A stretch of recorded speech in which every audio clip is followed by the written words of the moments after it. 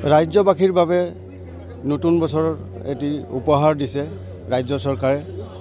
অসম চৰকাৰৰ ট্ৰেন্সপৰ্ট ডিপাৰ্টমেণ্টে এইবাৰ electric bus দিছে। ইয়াত প্ৰায় 200খন বাছ অসম চৰকাৰে ৰাজ্যক উপহাৰ দিছে।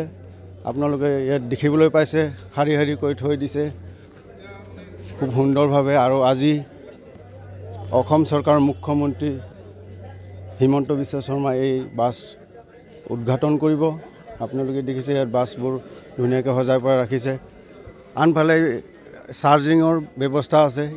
ইয়াত যিহেতু ফুয়েলৰ ব্যৱস্থা নাই, ইয়াত মাত্ৰ ইলেক্ট্ৰিকেৰে চলিব। ইয়াত চাৰ্জিং ষ্টেচন আছে। যোৱা আগৰ কেইটা বছৰতো দেখা যায় যে অসম চৰকাৰে CNG বাছ ব্যৱস্থা কৰিছিল। যিহেতু আমাৰ দেশত পলিউশ্যন বৃদ্ধি হৈ আছে, তাৰ কাৰণে এইবোৰ ব্যৱস্থা কৰি আছে। সম্পূৰ্ণকৈ প্ৰদূষণমুক্ত আৰু পলিউশ্যনমুক্ত এখন দেশ ব্যৱস্থা কৰিব বিচাৰিছে চৰকাৰে। আপোনালোকে দেখিছে সুন্দৰভাৱে সজাই পৰাই ৰাখিছে। এই বাছবোৰৰ কালাৰ দিছে গ্ৰীণ।